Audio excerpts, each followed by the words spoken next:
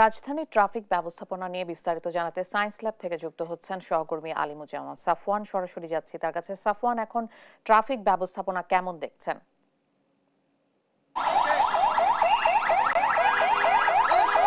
এই মুহূর্তে আমরা রয়েছি রাজধানী সায়েন্স ল্যাব এলাকায়। সকাল থেকে আমরা যেমনটি দেখতে পেয়েছি যে আজ পঞ্চম দিনের মতো রাজধানীতে কিন্তু ছাত্ররা এবং অন্যান্য যেসব সংস্থা রয়েছে, আনসার বাহিনীরা রয়েছে, তারা কিন্তু সড়কে যে যানবাহন যেগুলো যানবাহনের ট্রাফিক পুলিশের যে কার্যক্রম সেগুলো কিন্তু তারা আজকেও পরিচালনা করছেন।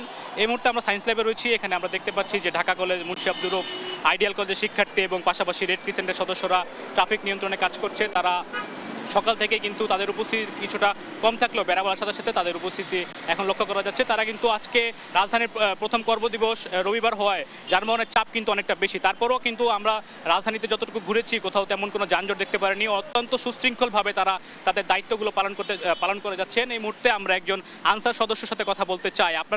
আপনারা তো পুলিশের দায়িত্ব পালন করছেন, আপনারা নগরবাসীর কাছ থেকে কীরকম সাহায্য পাচ্ছেন? আমরা নগরবাসীর থেকে খুব আলহামদুলিল্লাহ খুব ভালো সাহায্য পাচ্ছি।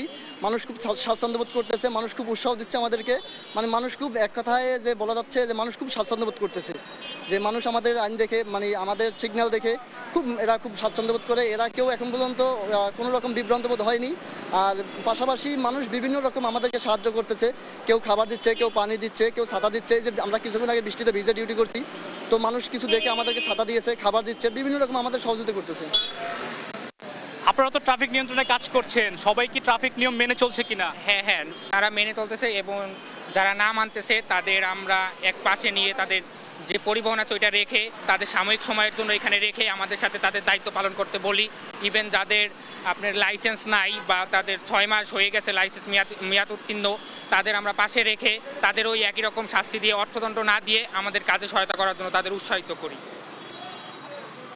যে আপনি যেমনটি শুনছিলেন যে আনসার সদস্য বললেন যে রাজধানী যে নগরবাসী রয়েছে তারা কিন্তু তাদের সর্বাত্মক সাহায্য সহযোগিতা করছে এই ট্রাফিক আইন মেনে চলার জন্য, এবং তাদেরকে খাবার পানি সহ বিভিন্ন যে সহযোগিতা সেটি কিন্তু তারা দিচ্ছেন। এবং একজন শিক্ষার্থী তিনি যেমনটি বলছিলেন যে যারা ট্রাফিক আইন মেনে চলছেন না বা ট্রাফিক আইন ভঙ্গ করছেন তাদেরকে কিন্তু একটি শাস্তি হিসাবে 5 মিনিট 10 মিনিট আসলে রাস্তার ধারে আসলে তাদেরকে সাইড করে দাঁড়িয়ে রাখা হচ্ছে।